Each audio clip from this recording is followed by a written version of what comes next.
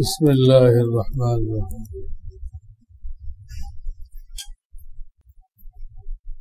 বয়ানের অনেক কথা সূক্ষ্ম থাকে, এগুলো প্রয়োজনে পরে বুঝে নেবেন। সূক্ষ্ম থাকে, মাথায় ধরতে চায় না। খতম কোরআন শরীফ পড়ে সে যে আশা নিয়ে দোয়া করতেছে, আর একজন জেনা করে একই আশা নিয়ে দোয়া করতেছে, মাথা ঘুরতে থাকবে কি হল। আল্লাহ নাফরমানি করলে রাগ হয়, কিন্তু আল্লাহর উপরে রাগের কোনো প্রভাব পড়ে না। আমাদের তো রাগের উপরে প্রভাব পড়ে, কথা বন্ধ করে দেই, তার সাথে ভালো ব্যবহার করি না, তার সালামের উত্তর দেই না, তার সাথে সম্পর্ক কাট অফ করে দেই, এগুলো করি না। রাগের একটা প্রভাব অনেকদিন চলতে থাকে, এইটা আল্লাহ নেই, এটা নেই। যে কোনো মুহূর্তে বান্দা মাফ চাইলে আল্লাহ মাফ করার জন্য প্রস্তুত। যে কোনো মুহূর্তে মাফ চাইলে 80 বছর 90 বছর মূর্তি পূজা করছে, আল্লাহ মাফ চাই, না বুঝে করছে, শেষ। 90 বছরের মূর্তি পূজা শেষ।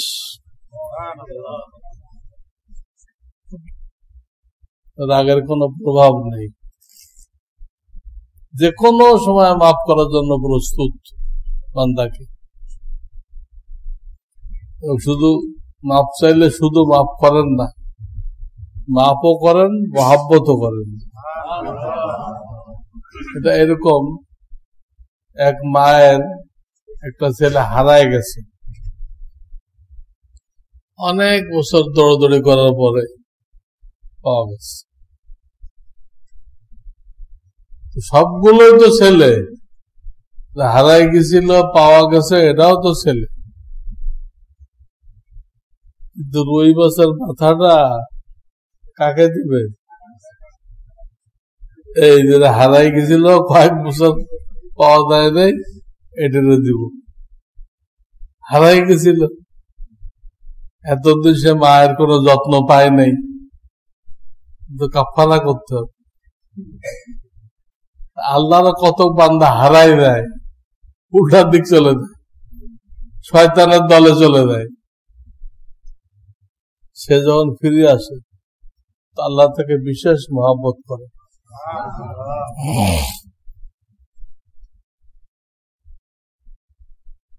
সাবেক অধ্যাপক মরহুম খন্দকার আব্দুল্লাহ জাহাঙ্গীরের লেখা বিভিন্ন দিনী বিষয়ের কিতাবাদি অনেকেই আগ্রহ নিয়ে পড়তে দেখা যায়। উনি কি হাক্কানি আলেমদের নিকটে গ্রহণযোগ্য? ওনার সব কথা মেলে না আমাদের সাথে। কুষ্টিয়ার যে আব্দুল্লাহ জাহাঙ্গীর, খুব নাম করা মানুষ, সরসিনার জামাতা, ফুরফুরার জামাতা, তো ওনার অনেক কথাই আহলে হাদিস মার্কা। কি মার্কা? এই জন্য পাইকারি হারে সব কথা নেওয়া যাবে। সৌদি আরব পড়ছে তো, দেশে পড়েনি। সরকারি চাকরিতে অনেকেই বয়স কমিয়ে দেয়, আসল বয়স শেষ হওয়ার পর অতিরিক্ত বছরগুলো যে বেতন পাওয়া যাবে তা কি হালাল হবে? কাজ যদি ঠিক মতো করতে পারে, কর্মক্ষম থাকে, তাহলে বেতন কি হবে? হালাল হবে। কিন্তু ওই যে বয়স গোপন করলো, এটা সরকারের সাথে একটা ধোঁকাবাজি হলো, এটার জন্য আলাদা গুনাহগার হবে। ধোঁকাবাজি করলো না, এটার কি হবে মনে হবে, কিন্তু বেতনের টাকা হালাল থাকবে।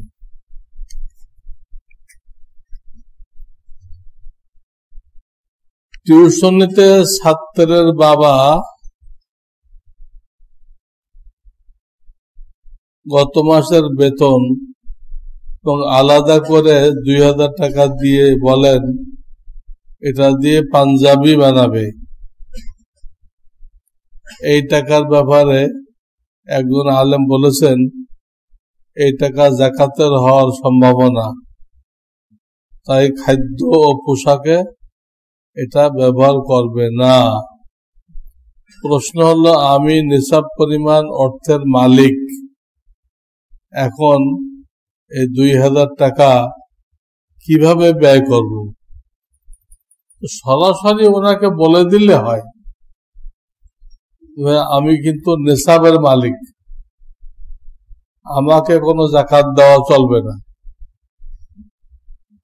আমাকে বেতন দিবেন, এর বাইরে যে হাদিয়া দিতে মনে চায় হাদিয়া উপঢৌকন তাও দিবেন, কিন্তু যাকাত আমাকে দিবেন না, আমাকে দিলে আদায় হবে না।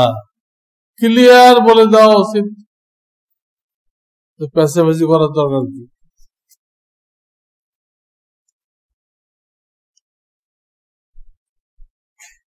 আমার বোন মহিলা মহলে দাওয়াত দেয়, তাদের কাজ একজন মহিলা মুরব্বীর অধীনে বাসায় বাসায় পয়েন্ট খোলা, মহিলা কর্তৃক ওয়াজের ব্যবস্থা করা, বিভিন্ন জায়গায় কাছে বা দূরে মাহরাম ছাড়া সফর করা। 48 মাইলের বেশি হলে মাহরাম ছাড়া সফর করা যাবে না। এখন তো 48 মাইলও করা যাবে না, তো মহিলাদের যেখানে সেখানে ধরে লয়ে দেয়। হ্যাঁ, এক মহিলা পুলিশ পত্রিকায় লিখছে যে আমি পুলিশ হয়েও আমার ইজ্জত রক্ষা করতে পারলাম না।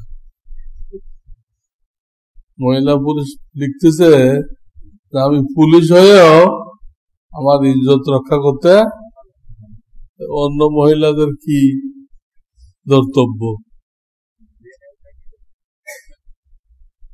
একই কথা,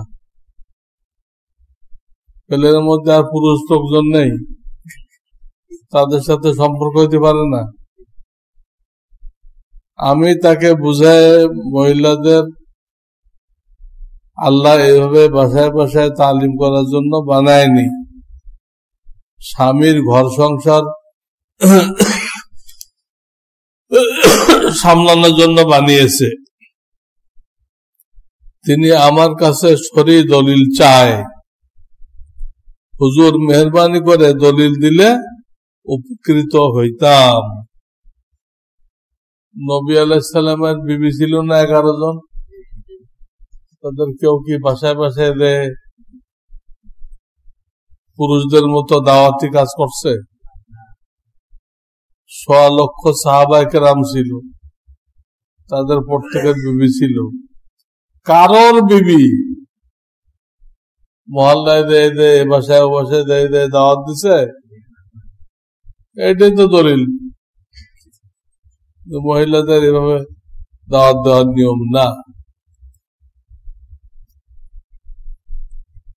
মসজিদের জন্য টাকা তোলার ক্ষেত্রে ব্যক্তির নাম ও টাকার পরিমাণ লেখা হয়, এতে কোনো সমস্যা আছে কিনা? এতে রিয়া আসতে পারে, বড়াই আসতে পারে। আমার খুব নাম হয়ে গেল, সবাই দিছে 200-500 টাকা, আমি দিচ্ছি 10,000 টাকা, আমার তো বিরাট একটা নাম হয়ে গেল। এটা ভাব আসতে পারে, যে ভাবটার নাম রিয়া, রিয়ার দ্বারা ইবাদত নষ্ট হয়ে যায়। নেকিকে যতদূর গোপন করা যায়, যার জন্য করছি তিনি তো জানছেন, কেরামান কাতিবিন তো লিখছেন, এত নাম ফুটানোর দরকার।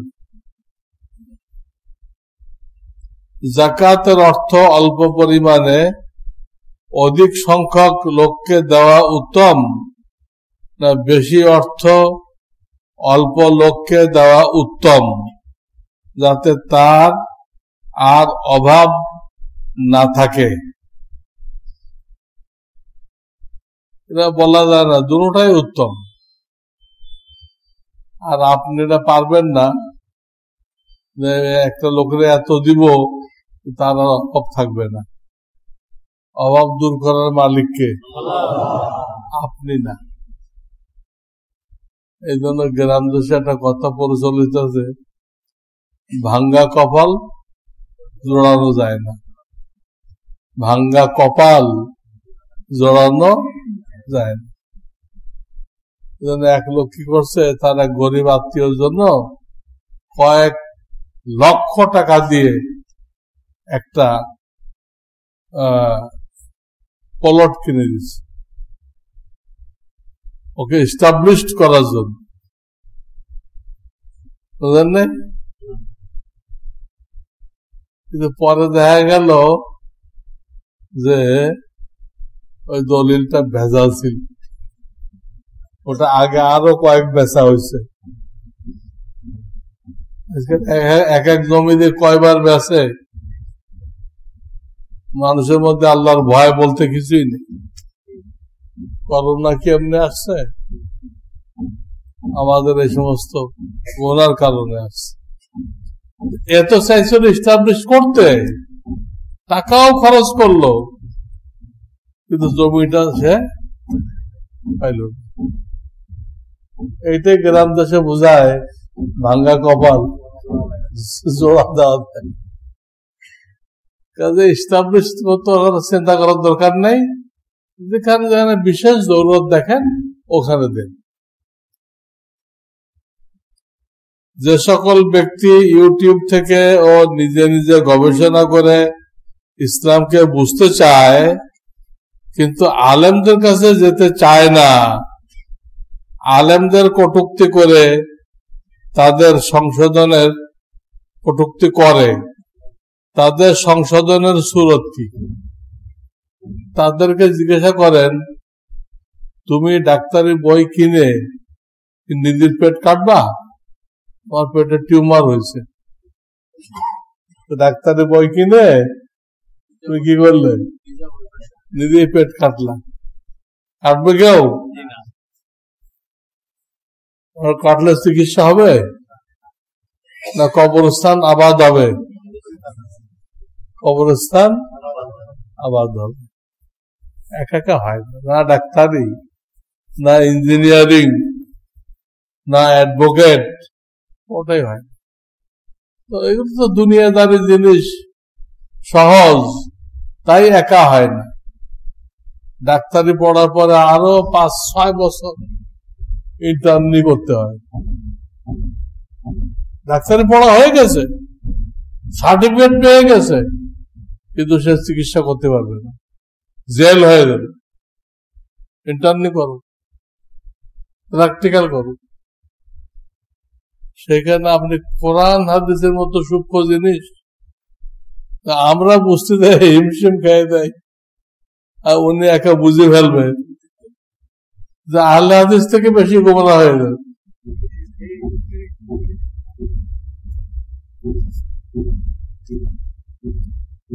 আমার স্ত্রী মারা গেছে 10 বছর আগে। মারা যাওয়ার পূর্বে আমার স্ত্রী আমাকে বলেছিল, আমার মৃত্যুর পরে আপনি আর বিবাহ করবেন না। আমি বলেছিলাম ঠিক আছে, করব না। এখন যদি আমি বিয়ে করি তাহলে কি ওয়াদা ভঙ্গের গুনাহ হবে? আপনার স্ত্রী যে ওয়াদাটা নিচ্ছে আপনার থেকে, এটাই গলত। এই ওয়াদাটা নেওয়া তার জায়েজ হয়নি, গুনাহ হয়েছে। আর আপনি যদি ওয়াদা দিচ্ছেন, আপনিও গুনাহ করছেন। কারণ একটা পুরুষ বিবি ছাড়া চলতে পারে না, এইভাবে পুরুষকে বানানো হয়েছে, মহিলাদেরকে এইভাবে বানানো হয়েছে, একজন আরেকজনের ছাড়া চলতে পারে না। গুনার থেকে বাঁচতে পারে না, তাহলে বিবি মরে গেলে বিবাহ করবে না কেন? অবশ্যই করতে হবে, অবশ্যই করতে হবে। জোয়ান বয়সে যা দরকার, বুড়া বয়সে আরো বেশি দরকার। ওষুধ পানি খাওয়াইতে, হ্যাঁ, উজু ইস্তেঞ্জা করাইতে বুড়া বয়সে বিবির দরকার আরো অনেক গুণ বেশি। এই জন্য আপনাদেরকে বলে রাখতেছি, আপনাদের কারোর মা যদি মারা যায় তো বাপ তো শরমে কিছু বলবে না, বাপ শরমে কিছু, আপনারা জবরদস্তি বাপকে বিয়ে করাবেন। ছেলের উপরে ফরজ, ছেলের উপরে ফরজ। ইংরেজি শিক্ষিত ছেলেরা বাপরে বিয়ে করতে দেয় না, যেটা ফরজ, তার দায়িত্ব ছিল ফরজ, উল্টা সে আরো কি হয়, বাধা দেয়। কি জন্য? ওর ঈমান নষ্ট। কি ঈমান নষ্ট? বাপ যদি আবার বিয়ে করে, আবার এই ঘরে সন্তান হয়, তাহলে তো আমাদের ভাগ বাটোয়ারা কমে গেল। সে ভাগ বাটোয়ারা নিয়ে আছে, বাপের কষ্ট বুঝতে রাজি নেই, বাপের কষ্ট বুঝতে রাজি নেই। সে আছে কি নিয়ে? ভাগ বাটোয়ারা নিয়ে। ভাগ বাটোয়ারা আগেই ফয়সালা হয়ে গেছে, রু দেওয়ার আগেই ফয়সালা হয়ে গেছে। ওর থেকে বাড়বেও না, কমবেও না। আপনার বাপ যদি আরো 4টে বিয়ে করে, আপনার ভাগ কমবে না, একই রাখতে হবে। আমার কথা বুঝে আসছে? কাজে কারোর মা মরে গেলে আপনারা বাপকে অবশ্যই বিয়ে করাবেন, বাধ্য করবেন। বাপ হয়তো আপনাদের দিক থেকে রাজি হবে না, বলবেন না শরিয়ত করতে হবে আপনার। কারণ এমন এমন খেদমতের দরকার, ছেলে পারবে না, ছেলের বউও পারবে না, মেয়েও পারবে না। সে খেদমত গুলোর জন্য একমাত্র বিবি পারবে। বারান্দার গ্রিল বা রশির উপরে বাচ্চাদের পেশাবের কাতা কাপড় দেওয়ার পরে তা শুকিয়ে গেলে সেই স্থানে বড়দের কাপড় দিলে কোনো সমস্যা হবে কিনা? সমস্যা নেই, শুকিয়ে গেলে কোনো সমস্যা নেই, পাক হয়ে গেছে। নারীরা দ্বীনি শিক্ষার সর্বোচ্চ স্তর পর্যন্ত পড়তে পারবে কিনা, এক্ষেত্রে কি পদ্ধতিতে শিক্ষা গ্রহণ করা যাবে? এটা নারীদের জন্য একটু মুশকিল, কারণ সর্বোচ্চ যে শিক্ষা এটা এতটা হার্ড, শক্ত, তার জন্য মহিলাদের মাথা যথেষ্ট না।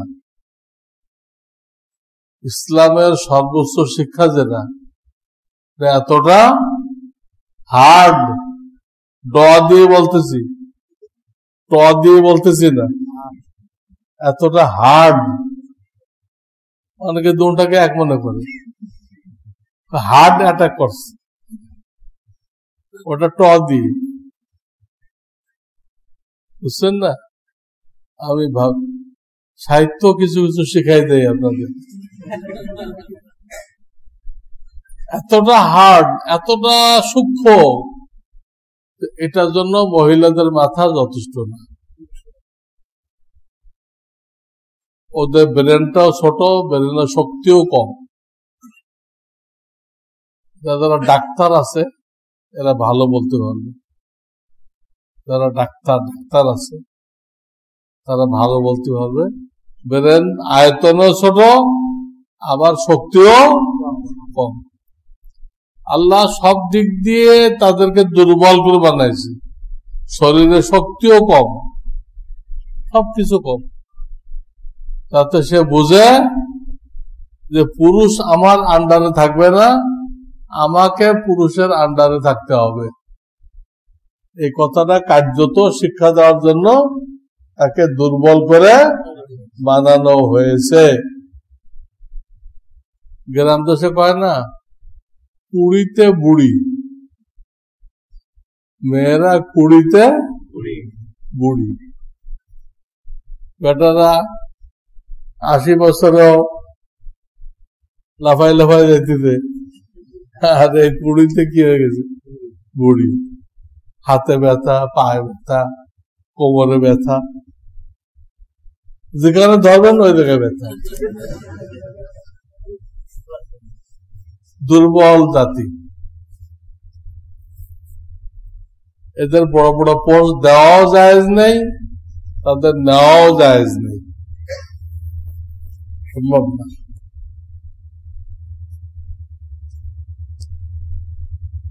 আমার নিয়ত ছিল কোরআন খতম করার আগে ব্যক্তিগতভাবে হাফেজ সাহেবকে হাদিয়া দেওয়ার, আর মসজিদে তারাবির হাদিয়া কালেকশন চলছে, মসজিদে তারাবির হাদিয়া না দেওয়া লজ্জা ও অসম্মানের বিষয়।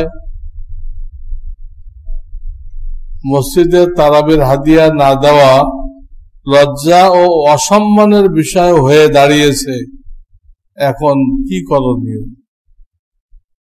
যেহেতু এটা হারাম কাজ, তারাবির জন্য টাকা তোলা দেওয়া হারাম কাজ, হারাম কাজ বর্জন করবেন, কে কি বলবে পরোয়া করবেন না।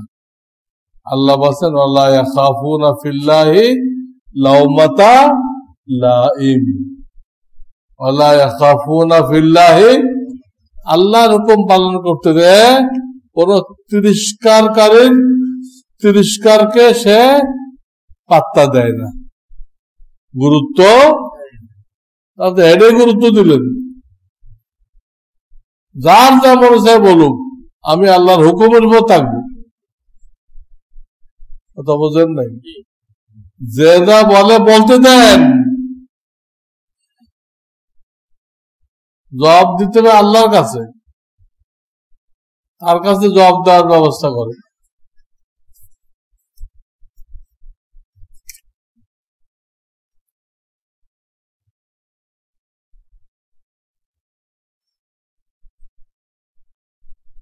অসুস্থতার কারণে কেউ যদি রমজানের রোজা না রাখতে পারে, তবে তার ফিদিয়া কত হবে? যদি পরে কাজাও না করতে পারে, রমজানের পরে কাজাও করতে পারে, সেই শক্তি হলো না, তাহলে এক রোজার ফিদিয়া একটা ফিতরা, একটা রোজার ফিদিয়া কত? 30 রোজার জন্য 30টা ফিদিয়া। একবারে একজনকে দিবেন না, আজকে দিবেন, একজনকে দিতে হলে আবার কালকে দিবেন, আবার পরশু দিবেন। আর দোকান আমি একদিনে দিব, তাহলে ভিন্ন ভিন্ন 30 জন দেন। লিল্লা বডিকে দিলে এই মশলা না, মাদ্রাসা লিল্লা বডি যদি কেউ ফিদিয়া দেয়, জাকাত দেয়, ফেতরা দেয়, একবারে দিতে পারেন, সেখানে তো আপনি একজনকে দিচ্ছেন না, অনেক ছাত্র। কাজের লোককে নির্দিষ্ট বেতন দেওয়া হয়, কিন্তু সে যদি জাকাতের টাকা চায়, তাহলে তাকে জাকাতের টাকা দেওয়া যাবে কিনা?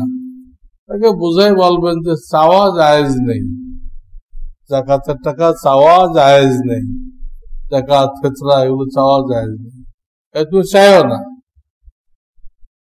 আপনি নিজের পক্ষ থেকে তাদেরকেও কি করবেন, বেতন ঠিক মতো দিবেন, বেতনের বাইরে কিছু জাকাত থেকেও দিবেন, আর ওদেরকে চাইতে নিষেধ করে দিবেন। যার কাছে 2 বেলার খানা আছে, 2 বেলার, তার জন্য আর একজনের কাছে চাওয়া, এটা হারাম, হারাম।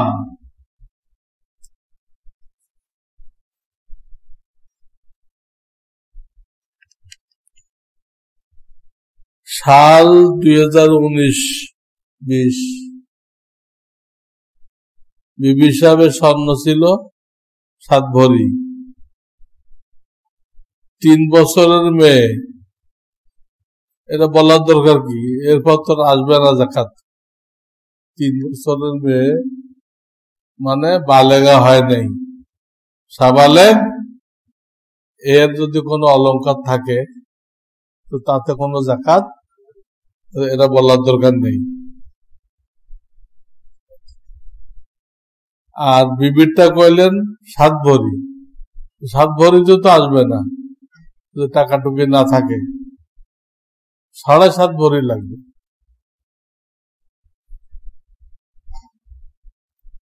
একুশ সাল স্বর্ণ ছিল 7 ভরি। তো আগের মতোই যদি টাকা টুকি না থাকে জাকাত আসবে না। আজকাল তো মেয়েদের কাছে কম বেশি টাকা থাকে, কিছু না কিছু টাকা থাকে। সেই হিসেবে এই 7 ভরির দাম বের করে, 7 ভরির দাম আসলো যদি 50,000 করে ধরি, 3.5 লাখ। 3.5 লাখ টাকা জাকাত দিয়ে দিবেন। টাকা তো থাকেই, টাকা থাকেই।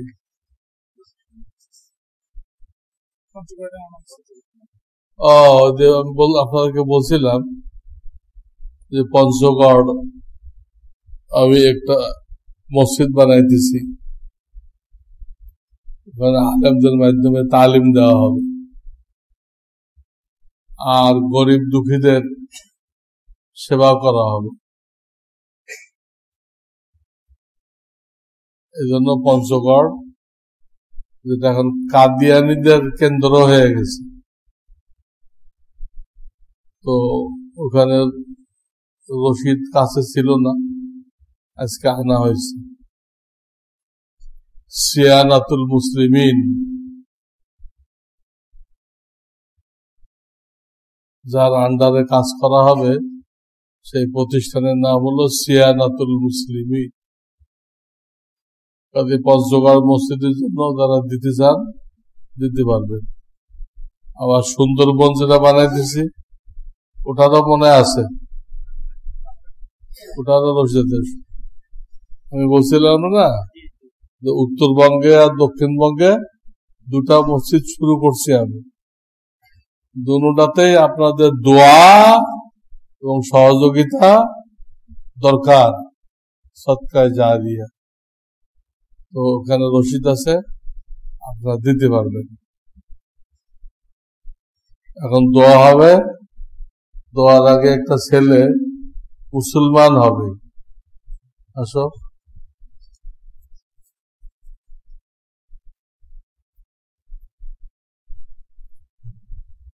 কি ছিল আগে? খ্রিস্টান ছিলে? কোথায় বাস থাকো? বাসা কোথায়? সাভারে। আর থাকো যাত্রা বাড়ি। ইসলাম যে ঠিক এটা বুঝলে কেমনে?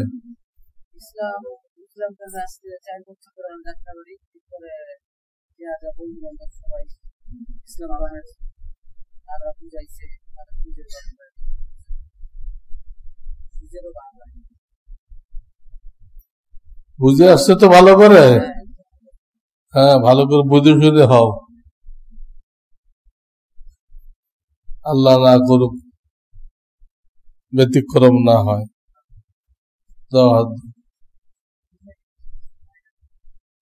আপনারা দোয়া করেন, পড়ো লা ইলাহা ইল্লাল্লাহু মুহাম্মাদুর রাসূলুল্লাহ।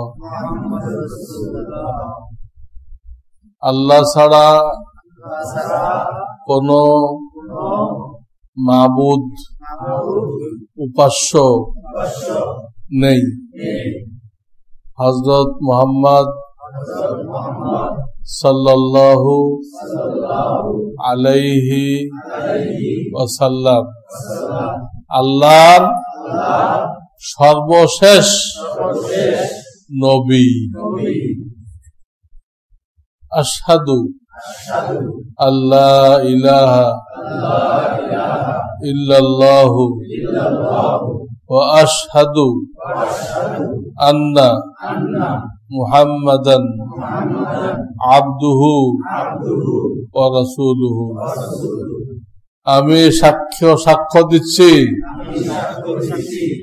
আল্লাহ ছাড়া আর কোন মাবুদ নেই, তিনি এক এবং অদ্বিতীয়।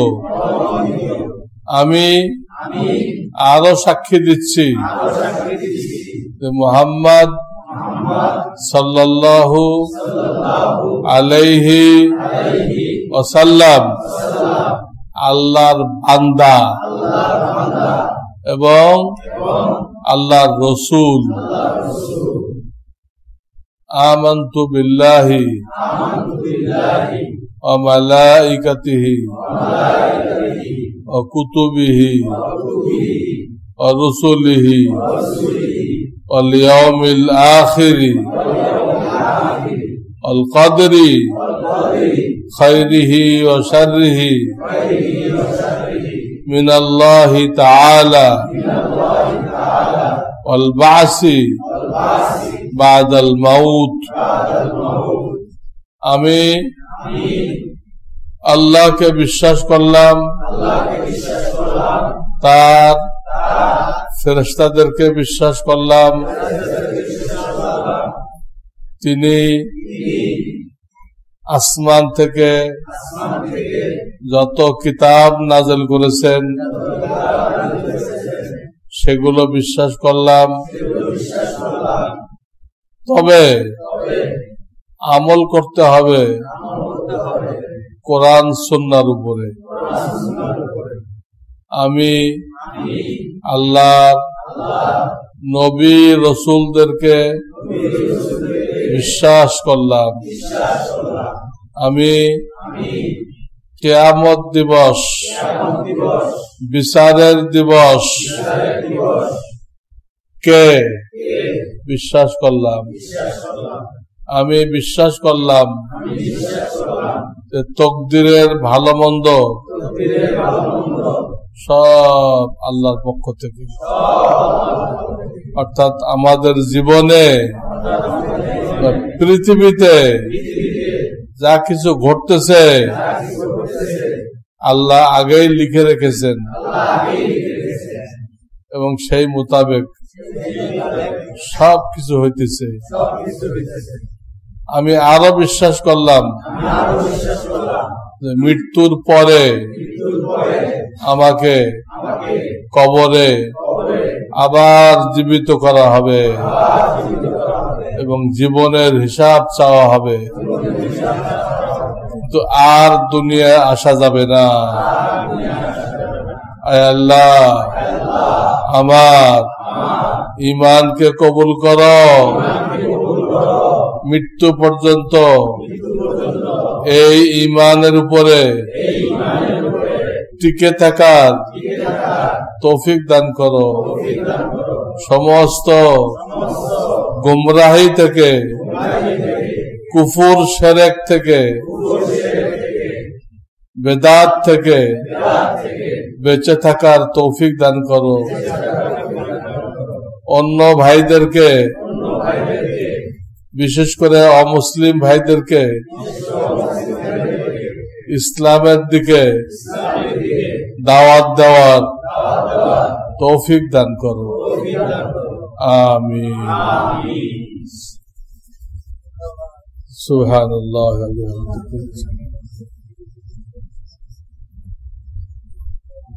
বিহামদিহি। ربنا لا تزغ قلوبنا وهب لنا من لدنك رحمة يا حي يا قيوم اصلح لنا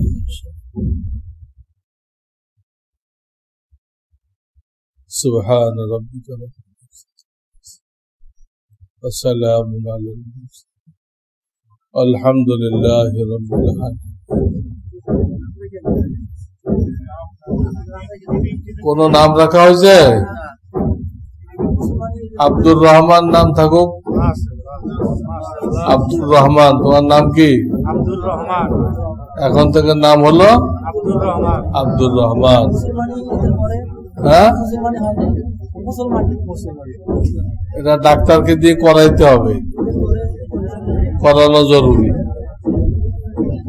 আর কোর্টে নিয়ে এফিডেভিট করাও, ম্যাজিস্ট্রেটের সামনে স্বীকারোক্তি দিবে, উকিলদেরকে বললে ওরা লিখে দিবে, এটা জরুরি। 18 বছরের বেশি যাদের বয়স তারা যে কোনো ধর্ম গ্রহণ করতে পারে, কিন্তু এটা এফিডেভিট করতে হবে এবং একে তবলিগে পাঠানোর ব্যবস্থা করো, সাথে সাথে রেখে ইসলাম শিখাও।